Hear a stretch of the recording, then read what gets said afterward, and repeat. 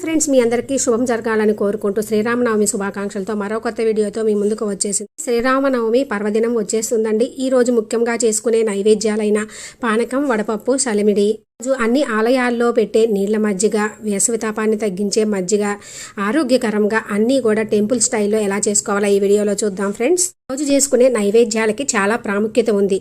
ఈ మండు టెండల్లో మనకి ఈ సీజన్లో వచ్చే గొంతు సంబంధమైన వ్యాధులకు ఉపయోగించే అన్నీ కూడా ఔషధంలా పనిచేస్తాయని, ఉపశమనాన్ని కలిగిస్తాయని, వేసవి తాపాన్ని తగ్గించి మనలో వ్యాధి నిరోధక శక్తిని పెంచి ఆరోగ్య ప్రయోజనాలు దాగున్నాయి. అందుకే మన పెద్దలు పెట్టేటటువంటి ఏ పండగలు, ఆచారాలు, ప్రసాదాలు అన్నీ కూడా వాటి వెనుక ఎన్నో ఆరోగ్య ప్రయోజనాలు ఉన్నాయి. అందుకని తప్పకుండా మనము పాటిస్తే మనకి ఎన్నో ఆరోగ్య ప్రయోజనాలు చేకూరుతాయి. అన్నీ కూడా చాలా సులువుగా చేసుకోవచ్చు. అన్ని ఆలయాలలో కూడా నైవేద్యంగా పెడతారు. తప్పకుండా మాత్రం తీసుకోవాలి. ఈ శ్రీరామనవమి పర్వదినం రోజు పూజ ఎలా చేసుకోవాలి, నైవేద్యము ఏమి నియమాలు పాటించకుండా ఏమి చేయాలి, ఇవన్నీ కూడా క్లియర్గా నేను అప్లోడ్ చేసిన వీడియో ఉంది ఫ్రెండ్స్. ఇంట్రెస్ట్ ఉంటే విజిట్ చేయండి. డిస్క్రిప్షన్లో అండ్ స్క్రీన్స్లో ఇస్తాను. ఇంకా మనకి నవమి అనగానే ముందుగా గుర్తుకోవచ్చేది పానకం. ఆ పానకం ఎలా తయారు చేసుకోవాలో చూద్దాం. ముందుగా ఒక బౌల్ తీసుకొని తురిమిన బెల్లము, పాతదైతే ఇంకా మంచిది. నేను హాఫ్ కప్ తీసుకున్నాను. హాఫ్ కప్కి 1.5 కప్పు వాటర్ యాడ్ చేసుకొని, పావు టీ స్పూన్ శొంఠి లేదంటే ఒక చిటికెడు కానీ, తర్వాత మళ్ళీ ఒక చిటికెడు పచ్చకర్పూరం యాడ్ చేసుకోవాలి. ఈ రెండు యాడ్ చేసుకుంటే మనకి టెంపుల్ స్టైల్లో పానకం టేస్ట్ వస్తుందండి. వద్దు అనుకుంటే స్కిప్ చేసుకోవచ్చు. ఒక 10 నిమిషాలు అలా నానబెడితే బెల్లం కరిగిపోతుంది. ఇప్పుడు చక్కగా చేతితోటి మనం పిసికామనుకోండి, ఆ ఉండలు అన్నీ కూడా కరిగిపోతాయి. ఇప్పుడు ఒక రోల్ తీసుకొని అందులో మనం తీసుకున్న దానికి తగ్గట్టుగా ఒక 20 మిరియాలు, ఒక 2-3 ఇలాచీ వేసుకోవచ్చు. కొంచెం స్పైసీగా కావాలి అనుకుంటే ఇంకొక 5 మిరియాలు యాడ్ చేసుకోవచ్చు.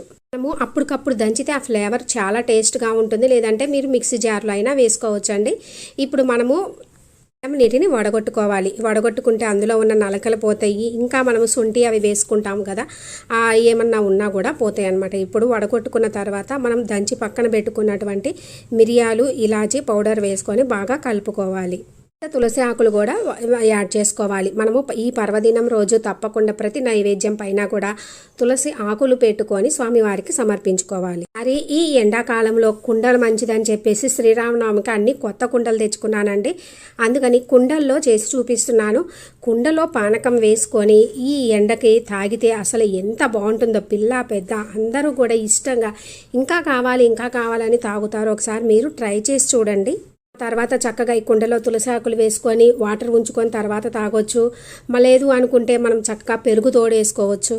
ఈ పానకంలో వాడేటటువంటి ఈ శొంఠి కానీ, ఇలాచి, మిరియాలు ఇవన్నీ కూడా ప్రతిదీ, బెల్లము అన్నీ కూడా మనకి రక్తాన్ని శుద్ధి చేసి జీర్ణ వ్యవస్థను మెరుగుపరిచి గ్యాస్ట్రిక్ ప్రాబ్లమ్స్ రాకుండా రోగ నిరోధక వ్యవస్థను మెరుగుపరుస్తాయి. ఈ రోజనే కాదు, మనకి అప్పుడప్పుడు పిల్లలకి చేసి ఇచ్చినా కూడా చాలా మంచిది. చూశారు కదా పానకం టెంపుల్ స్టైల్లో ఎంత సింపుల్గా ఈజీగా చేసుకోవచ్చో. ఇప్పుడు సలిమిడి ఎలా చేసుకోవాలో చూద్దామండి. ఒక చిన్న మిక్సీ జార్ తీసుకొని అందులో 1 కప్పు పిండి, తడిదైనా పొడిదైనా తీసుకోవచ్చండి. అందులోనే మనము హాఫ్ కప్పు బెల్లము యాడ్ చేసుకొని, ఇలాచి ఒక 2 వేసుకొని, ఇలాచి పొడి, కొంచెం నెయ్యి యాడ్ చేసుకొని ఒకసారి ఒక తిప్పుకోవాలి. తిప్పిన తర్వాత అందులోనే మళ్ళీ కొంచెం వాటర్, ఒక 2-3 స్పూన్లు సరిపోతుంది. తడిపిండి అయితే 2-3 స్పూన్లు సరిపోతుందండి. పొడిపిండి అయితే కనుక ఒక 4-5 స్పూన్లు పడుతుంది. మిక్సీ జార్లో ఒకసారి గ్రైండ్ చేసుకున్న తర్వాత ఒక బౌల్లోకి అంతా తీసుకోవాలి. మీరు మిక్సీ జార్లో అయితే ఈజీగా మనకి ఎక్కడ ఉండలు లేకుండా చక్కగా ఉంటుందని చెప్పి అలా చూపించాను. లేదు అనుకుంటే ఒక ప్లేట్లోనే అన్నీ వేసుకొని కూడా మనము కలుపుకోవచ్చు. బౌల్లో వేసుకున్న తర్వాత ఎండు కొబ్బరి ఉంటుంది కదండి, చిన్న చిన్న ముక్కలుగా కట్ చేసుకొని నేతిలో వేపుకొని, జీడిపప్పు కూడా వేపుకొని వేసుకున్నాను. అలా వేసుకోవడం వలన మనకి తింటున్నప్పుడు కొబ్బరి పలుకులు, ఆ నెయ్యి, ఆ జీడిపప్పు తగిలి చాలా టేస్ట్గా ఉంటుంది. కానీ ఒక్కసారి ఈ విధంగా ట్రై చేసి చూడండి, ఉత్త సలిమిడే తినేస్తారనమాట. కొన్న వాటితో పాటే నెయ్యి ఉంటుంది కదండి, అది కూడా వేసుకొని చక్కగా బాగా మిక్స్ చేసుకోవాలి. చూసారు కదా ఎంత ఈజీగా, అసలు చూడటానికి కూడా ఎంత బాగుందో. సలిమిడి మిగిలిపోయినా కూడా కావాలి అనుకుంటే చక్కగా అరిసిల్లాగా ఒత్తుకొని నేతిలో కానీ నూనెలో కానీ వేపుకొని తినవచ్చు. మనకి చలిమిడి అనగానే చలువు కోసం అని చెప్తారు. అందుకే మనకి శ్రీమంతాలప్పుడు కూడా చలువు కోసం అని చెప్పి ఒడి నింపుతారు, తెలుసు కదా. స్వామివారికి నివేదించే బౌల్ తీసుకొని అందులో చలిమిడి పెట్టి మనము పైన ఒక తులసి ఆకు పెట్టి స్వామివారికి సమర్పించడమే. ఎంత ఈజీగా తయారు చేసుకోవచ్చో తెలిసింది కదండి. ఇప్పుడు ఊరించే సలిమిడి తయారైపోయింది కదండి. ఇప్పుడు వడపప్పు ఎలాగో చూద్దాము. ఇప్పుడు మనకి పెసరపప్పు ఉంటాయి కదా, మనకి ఎన్ని కావాలో అన్నీ తీసుకొని శుభ్రంగా వాష్ చేసుకొని వాటర్లో మనము మునిగే వరకు పోసుకొని ఒక 2 అవర్స్ వరకు నానబెట్టుకోవాలి. అట్లీస్ట్ 2 గంటలైనా నానితేనే మనకి అక్కడ పచ్చి అనేది లేకోకుండా ఉంటుందండి. చక్కగా పండుగ రోజు తలస్నానం చేసిన వెంటనే ముందుగా మనం పెసరపప్పు నానబెట్టుకున్నామనుకోండి, ఈ లోపల మిగిలినవి అన్నీ కూడా చేసుకోవచ్చు. 2 గంటల తర్వాత శుభ్రంగా కడిగి వడగొట్టుకోవాలి. వడగొట్టుకోవడం కాబట్టి దీన్ని వడపప్పు అని అంటారు. ఇంకా ఎండాకాలంలో వడదెబ్బ తగలకోకుండా కూడా వడపప్పు అని అంటారు. వడగొట్టుకున్న ఈ పెసరపప్పు వడపప్పుని కొంచెము మనము ఒక బౌల్లో తీసుకొని బెల్లంతో పాటు స్వామివారికి నివేదించవచ్చండి. ఉత్త పెసరపప్పు పెట్టకూడదు, బెల్లం కూడా కలిపే పెట్టాలి. ఆ 2 కలిపి తింటుంటే కూడా టేస్ట్ బాగుంటుంది. ఉత్త పెసరపప్పే కూడా తినలేము. ఒక ప్రాంతంలో ఒక్కోలా పెడతారు. మామూలుగా పెసరపప్పు బెల్లము పెడతారు. లేదు అనుకుంటే ఇంకా మనము ఆరోగ్యకరంగా టెంపుల్లో చేసే విధంగా ఇలా కూడా చేసుకోవచ్చు. అది ఎలాగో చూద్దాం. బౌల్లో కొంచెం వడపప్పు వేసుకొని మనకు కావాల్సినన్ని, అందులోనే కీరా ముక్కలు, పచ్చి మామిడికాయ ముక్కలు చెక్కు తీసి కొంచెం ముక్కలు, ఇంకా క్యారెట్ చిన్న చిన్న ముక్కలు, కొబ్బరి చిన్న చిన్న ముక్కలు. మీరు కావాలంటే తురిమి కూడా వేసుకోవచ్చండి. అలా కన్నా ఇలా చిన్న చిన్నగా చాలా చిన్న ముక్కలు వేసుకుంటే అది నోటికి తగులుతూ తింటున్నప్పుడు చాలా బాగుంటుంది. పచ్చిమిర్చి కూడా ఒక పచ్చిమిర్చి లోపల ఇత్తనాలు తీసేస్తే మనకి అంత మంట ఉండదు. చక్కగా చిన్న చిన్న ముక్కలు కట్ చేసుకొని యాడ్ చేసుకోండి. కొంచెం సాల్ట్ కూడా యాడ్ చేసుకొని బాగా కలుపుకొని మనం స్వామివారికి నివేదించే బౌల్లోనే మనము ఈ ప్రసాదాన్ని పెట్టుకొని పైన ఒక తులసి దళం సమర్పించి స్వామివారికి నివేదించడమేనండి. చాలా టేస్ట్గా ఉంటుంది, కలర్ఫుల్గా ఉంటుంది. పిల్లలు కూడా చాలా ఇష్టంగా కూడా తింటారు ఈ విధంగా ఉంటే. వడపప్పు మనకి శరీరంలోని ఉష్ణాన్ని తగ్గించి ఒంటికి చలువ చేస్తుంది, జీర్ణశక్తిని మెరుగుపరుస్తుంది. అన్నీ కలపడం వలన మనకి ఆరోగ్యం కూడానండి అన్నీ మంచియే. మనకి ఈ ఎండకి పిల్లలకు కూడా ఏంటంటే ఉత్త పెసరపప్పు అంటే ఇష్టపడరు. ఇలా కలర్ఫుల్గా చేసి ఇవ్వండి, తప్పకుండా తింటారు.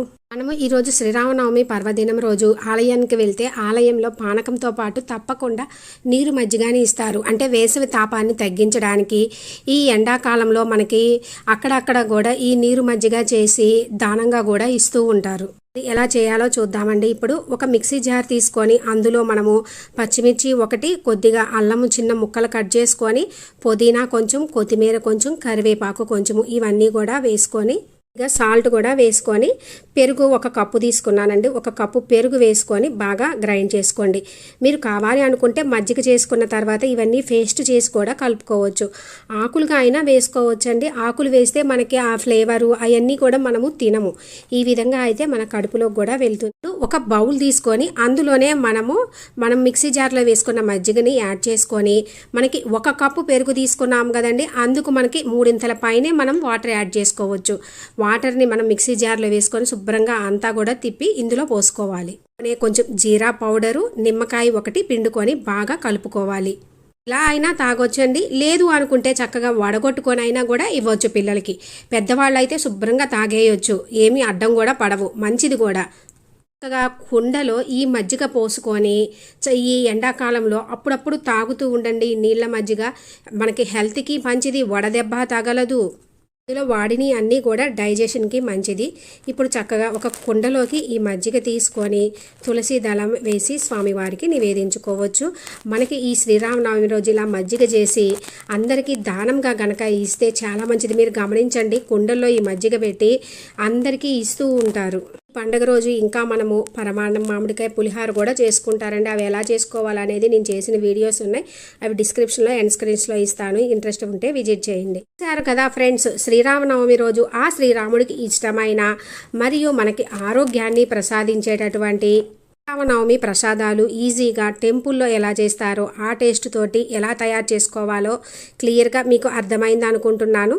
ఇంకా ఈ ప్రసాదాలు నలుగురికి పెడితే కూడా చాలా మంచిది. శ్రీరామనవమి అనంగాల్నే పందిర్లు వీధి వీధిన వేయడం, సీతారాముల కళ్యాణం జరగడం, భోజనాలు పెట్టడం, పానకము వడపప్పు సమర్పించడం, మజ్జిగ ఇవ్వడం ఇంట్లో పెళ్లిలాగానే ఎంతో సందడి సందడిగా ఉంటుంది.